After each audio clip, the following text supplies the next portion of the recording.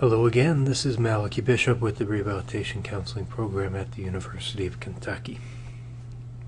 And this is Ethics in Rehabilitation Counseling.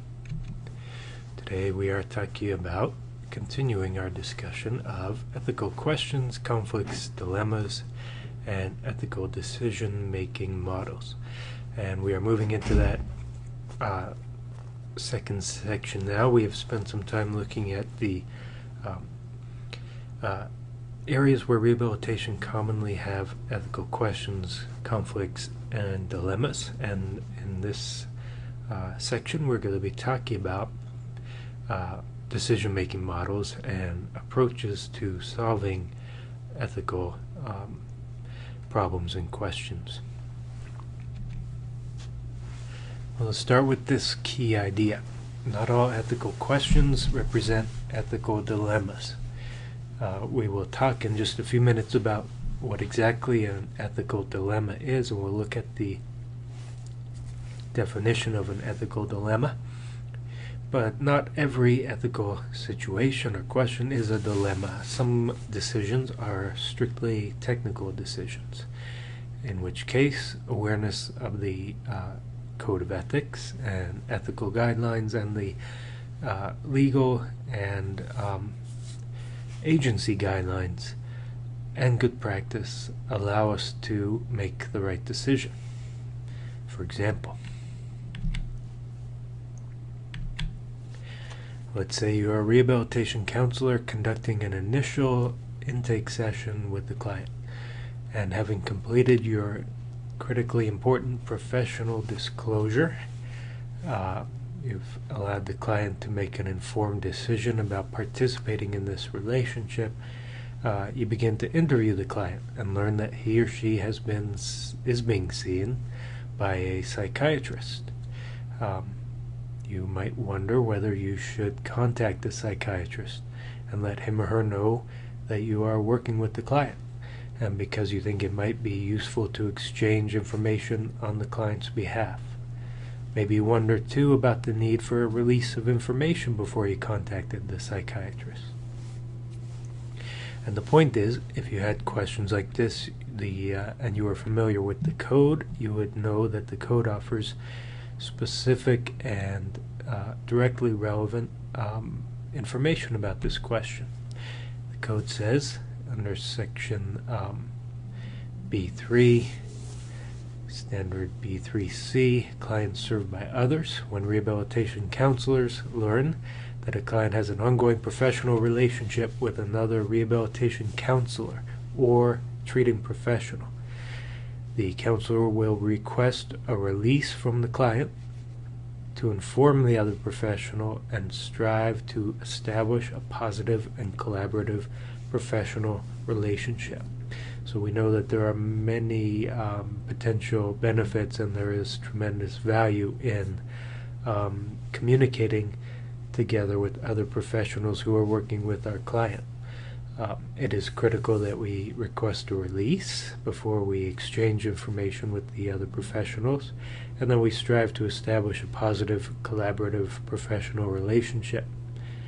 The code points out that file review, second opinion services, and other indirect services are not considered an ongoing professional relationship. So there's an example of a question you might have where, being familiar with the code, you could go to the code and review it and say, yes, this answers my questions. Let's look at another one. Let's say you are a student and you worked really hard on a term paper for one of your courses. Your professor tells you that you should publish it, and your professor also says that since you are interested in applying for a doctoral degree, having a publication on your resume would be a good idea. And let's say that you are interested in applying for a doctoral degree in the next semester, so you're in something of a hurry and you're anxious to get that publication out there quickly. So let's say you identify 3 journals that might accept your paper, and in order to improve your chances of it getting accepted and published quickly, you decide to send it to all 3 journals at the same time. Here's a situation where you, if you were not familiar with the code, You might not even be aware that you were in fact acting unethically, because the code says that this would be unethical.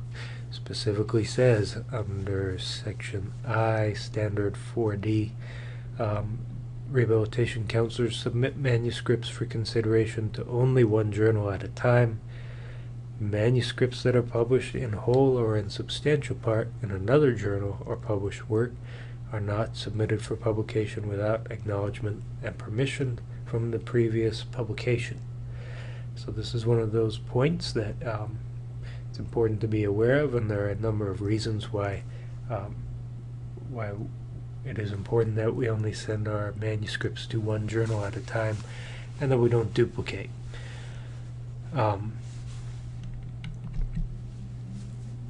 Millard and Rubin, 2006, and in other times over the years, have discussed a simple model for dealing with ethical questions. Simple model for ethical decision making that deals with two steps. Basically, you determine whether there is a specific standard in the code that can be drawn upon for guidance, and then if there is a standard that applies and yet you feel you would like to, or you feel like you should act another way, then you must have a good reason for not adhering to that standard. And this one makes more sense if we think about it in terms of another example. So this is an example adapted by me from Millard and Rubin. You are working with a client who has epilepsy, and although he is using medication that helps control his epilepsy, he still has several seizures a week.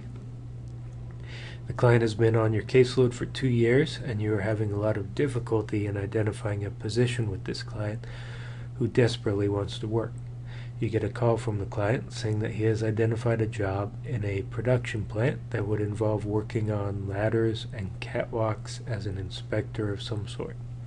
This sort of work is explicitly recommended against by the client's physician, but it is a position that the client is very excited about, as it happens to combine many of his talents and interests, and is in an industry he is always identified as his career choice. Also, 2 of his good friends work there, and the client wants you to assist him with applying for this job. You must decide whether or not to provide the client with assistance.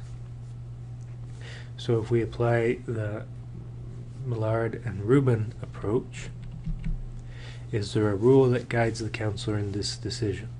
There are probably several, but there are a couple in Section A that address this question. Section A, primary responsibility is to the dignity and the welfare of the client.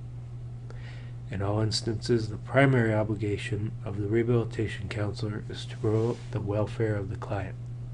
And then Section AC, A1C, employment needs. Rehabilitation counselors work with their clients to consider employment that is consistent with the overall abilities, functional capabilities, and limitations, etc. And it concludes with the welfare of the clients and or employers.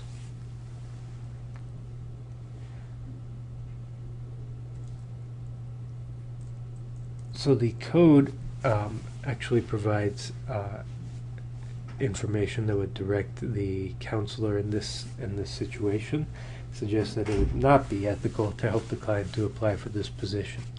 The principle of non-maleficence, to do no harm, would be a primary guide in your actions here. What about the second question? Is there a reason to go against the rule? And you might argue that possibly the argument could be made that the client wants the position and is willing to assume the risk involved, and that therefore the principle of beneficence would say that it would be good for the client to become employed, or you might say autonomy in the client's choice. It would also help you to close this case However, the ethical guidelines are, I think, clear in this case that supporting the client in obtaining a dangerous position would not be ethical. And in reality, I don't think you have a conflict between the ethical principles. Beneficence really would suggest that you would be doing good, I think, by preventing the client from being harmed. So in reality, I think this is an ethical question and not, in fact, a dilemma. Many ethical situations are resolved simply by knowing the ethical code, being familiar with the ethical principles, and the code and the principles will help you address the question that you have. So I said that example does not, in my opinion, represent an ethical dilemma, and I said we would be defining exactly what an ethical dilemma is. By nature of our work, rehabilitation counselors are frequently involved in ethical dilemmas, and we say ethical dilemma. When we say that, what we mean is that we're faced with a situation that has 4 specific characteristics. First of all, a choice has to be made between 2 courses of action. So in the prior example, for example, we as the counselor have to choose, should we help the client apply for the position or not? Second characteristic, there are significant consequences associated with taking either course of action. So either way we go, there are going to be significant consequences. Each of the courses can be supported by one or more of the ethical principles. So again, going back to that previous example, I said it's conceivable that you could argue that on the one hand, non-maleficence would be in effect, and then on the other hand, you could argue client autonomy. And so you have two different principles in opposition. And then the fourth characteristic, the ethical principles supporting the unchosen course of action will be compromised. So you're going to have to pick, and you're going to have to go against one of the principles, and that is what represents the fundamental nature of an ethical dilemma. About 20 years ago now, we looked at some research earlier where they looked at, some researchers looked at ethical dilemmas that counselors had faced in the last couple of years, and we identified some ethical dilemmas. About 20 years ago, Daniel Wong did some research similar, where he studied the frequently occurring ethical dilemmas encountered by rehabilitation counselors and independent living service providers. And he identified quite a few. And as I said, it is the nature of our profession that we will face ethical dilemmas. I want you to see if you can identify which are the ethical principles are involved with each of these dilemmas that Wong identified. So the first one, for example, rehabilitation of a client receiving SSDI into competitive employment conflicts with maximizing the client's financial security. So we are, as we often are, faced with a situation where in order to become employed, the client has to risk loss of some benefit. In each of these, you may be able to identify more than one principle involved on each side, but I would say that the rehabilitation of a client into competitive employment could be identified with autonomy, and then the conflict with maximizing the client's financial security, you could say that's supported with beneficence. Let's look at the second one. Supporting a client's selection of a vocational objective conflicts with channeling the client into more realistic vocational alternatives. And this too, even after 20 years, and I think well into the future we will frequently deal with a situation where we feel that a client's vocational objective doesn't seem realistic to us, and we're dealt with the issue of should we channel them into a more realistic vocational alternative, or should we support the client in their selection. So here again you could say we have an issue of autonomy versus beneficence. So it is you could say it is in fact an ethical dilemma, because at least two principles are in opposition. Another one that comes up, really, a basis of the state-federal program, providing comprehensive services to those with the most severe disabilities, conflicts with providing adequate and timely services to a larger number of clients with less severe disabilities. And here you could say beneficence conflicts with providing service to a larger number of people. You could say that justice would be involved with that component. So again, situations that point out some of the classical ethical issues that we deal with as rehabilitation counselors, and you can see they are ethical dilemmas because a course of action is required, and there are principles that are supported on either side, and you are going to have to go against one. So we will frequently be faced with ethical dilemmas as rehabilitation counselors. Next thing I want to talk about is models for resolving ethical dilemmas. And what I want to say first here is that the process of resolving an ethical dilemma, first of all, involves being aware that we are faced with a dilemma. And in order to be aware that we are faced with a dilemma, we have to be aware of the 6 ethical principles. And then we have to have the ability to reason and make decisions based on sound moral and ethical foundation. At some point we have to make a decision, and the point is we want to be able to look back and say, I made a decision that was based on sound reasoning and careful review, and I made the best decision that I could make under the circumstances. We then proceed to the steps in models of ethical decision making.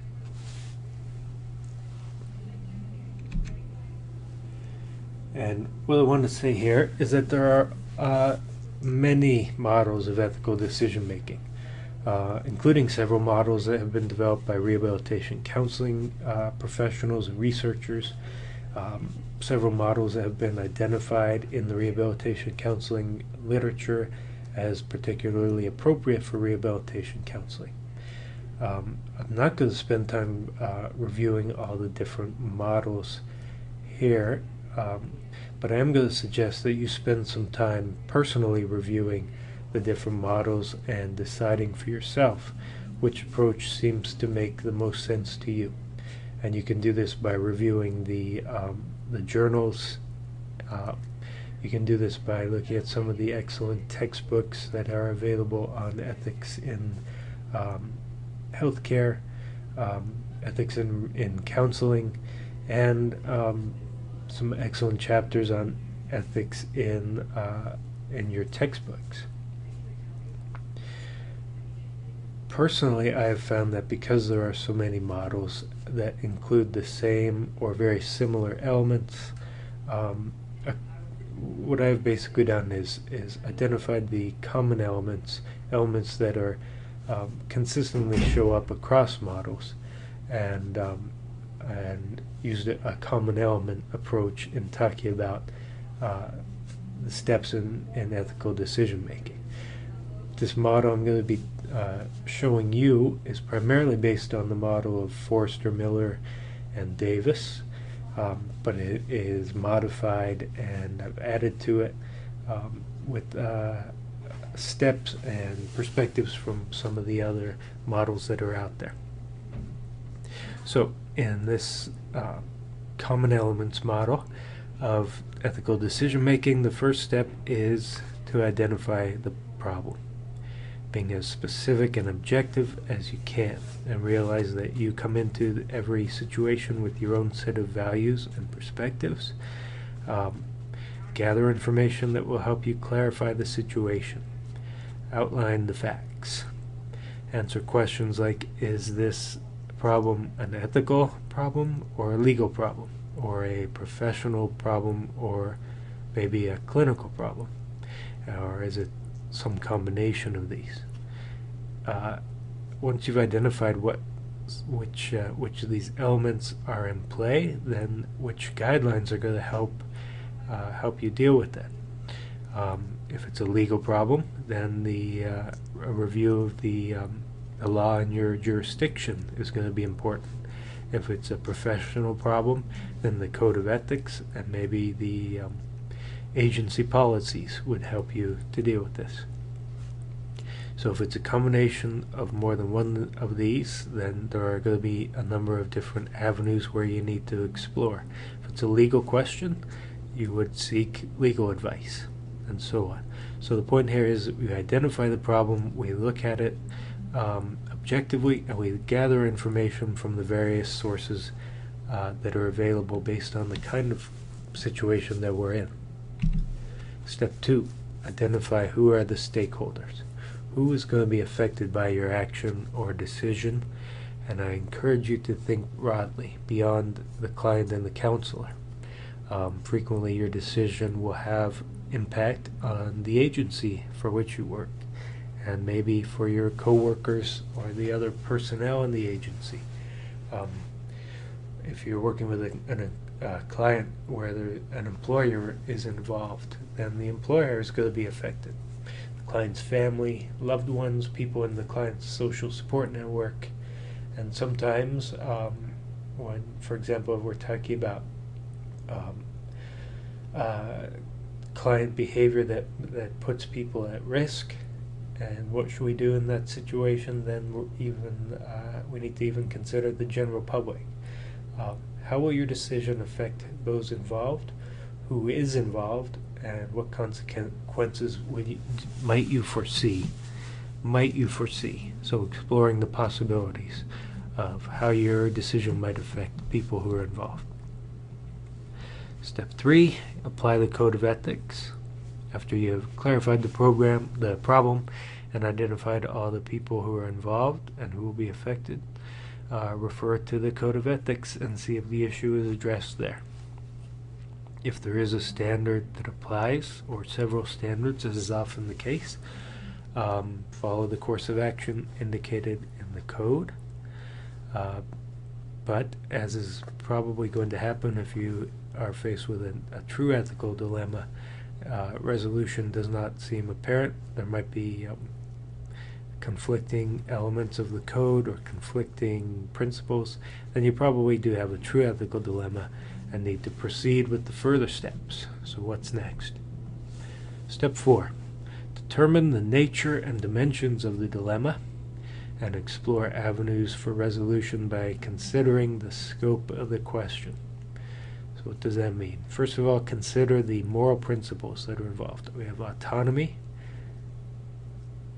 non-maleficence, beneficence, justice, veracity, and fidelity. Remember, if it is indeed an ethical dilemma, then there is going to be some conflict between them. So decide which principles apply to this specific situation. And then you're going to have to eventually decide which one has priority. In theory, each principle is of equal value. And your challenge then is to determine the priorities of the two or more principles that are in conflict. Remember, one of the principles is going to have to be favored over the other when we make this decision. So prioritizing the principles in this situation. Review the professional literature to ensure that you are using the most current professional thinking in reaching a decision. And we talked about the fact that the CRCC provides advisory opinions and makes the advisory opinions that have been issued available on their website. And frequently, if you go back and search through those opinions, you will find the information that you need. So maybe the CRCC Ethics Committee has already answered your question. Consult with experienced professional colleagues and supervisors. And then consult your state and or national professional associations and see if they can provide help with the dilemma. Frequently they have staff who can help with legal questions or professional questions. Step 5 is to generate potential courses of action. So at this point, we're going to identify the various courses of action that you could take. You're encouraged to be creative and consider all options. If you're thinking of this in terms of I'm either going to do this or I'm going to do that, and you have identified 2 options, then I encourage you to think some more. Enlist the assistance of a colleague to help you generate more options, and try to develop a number of alternative possible responses. So generate all the potential courses of action that you can. Step 6, consider the consequences of all these options and then determine the course you are going to take. So considering the information you have gathered and the priorities that you have set in the prior steps, you're going to basically think through each option. If I pursue this decision, what will be the implications for my client, for myself, and for all the other people who will be affected? If I pursue this other course, then what are going to be the implications there? Eliminate through this process the options that clearly do not give the desired results, maybe cause more problems. And then review the remaining options to determine which option or combination of options best fits the situation and addresses the priorities that you have identified. What it comes down to is, if it is indeed an ethical dilemma, then there is not going to be a entirely satisfactory outcome. That is why it is a dilemma. Eventually you are going to have to make a decision. Step 7, evaluate the selected course of action. Consider the decision from the perspectives of those involved, and then review the selected course of action to see if it presents any new ethical considerations. And what I like to do here prior to acting is go through this simple test recommended by Stadler in 1986. And this one is sometimes very helpful. 3 tests. The first one is applying the test of justice, where you assess your own sense of fairness by determining whether you would treat others the same way in this situation. And I like to ask questions like, what if the client was your mother, or your brother, or your best friend, or somebody else? Would you still act the same way? And if you can answer yes to that one, then you are probably acting in a just way. The test of publicity asks you to consider whether you would want to see your behavior reported in the press. So how would you feel about saying the story on the headline of a newspaper, or on CNN, or on some news network? How would you feel about your decision? And then the third test, the test of universality, asks you to assess whether you could recommend the same course of action to another counselor who was in the same situation. And if you can answer yes to each of these questions, and you are satisfied that you have selected an appropriate course of action, then you are ready to implement your decision. And that's step 8. Carry out the decision. Strengthen your resolve and follow through on the decision that you have made. But that's not the end. Step 9 is to evaluate your decision. So the final step in almost all, if not all, of the models of ethical decision making is going to be in some form evaluating your decision after you've made it. So following up on the situation and assessing whether your actions had the anticipated effect and consequences. Why do we do that? A number of reasons, but one is that you may well find yourself in a similar situation again. And so you want to ask yourself, what did you learn? Did it work out the way that you had hoped? And if not, are there changes that you would make in the way that you practice? Or are there changes for which you need to advocate now in the present so that this situation can be avoided in the future? What did you learn? What would you do differently in the future? So that is the one example of a decision-making process, a model. When you're faced with an ethical dilemma, it is important to realize that another counselor faced with the very same situation and even going through the exact same decision-making process may come up with a different answer, may implement different courses of action. And the point is that in an ethical dilemma, there is rarely one right answer.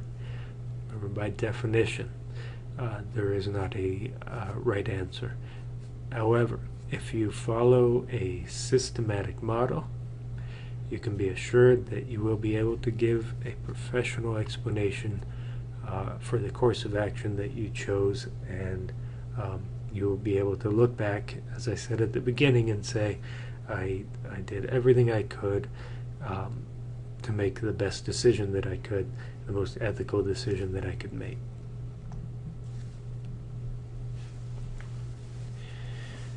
In this course and in the future, you will have the opportunity to consider a number of sample ethical dilemmas, and what I'm going to recommend is that you take advantage of this. It's an important exercise to practice working through these steps. So, or the steps of another model that you prefer, that makes more sense to you in practice situations, so that you can learn vicariously how the process works for you, and how you might revise the model in your own practice, and how you might change or revise your own professional practice in order to avoid ethical dilemmas of your own. So the point is, it is important to work through these scenarios, these practice questions, and really think through what would you do, and to go through that process. There is no perfect answer in an ethical dilemma, but practice does make you better. It's much more fun to do it in practice than it is in reality, but it's a very beneficial process to take some time to work these through by going through a sort of step-by-step process that we've talked about today.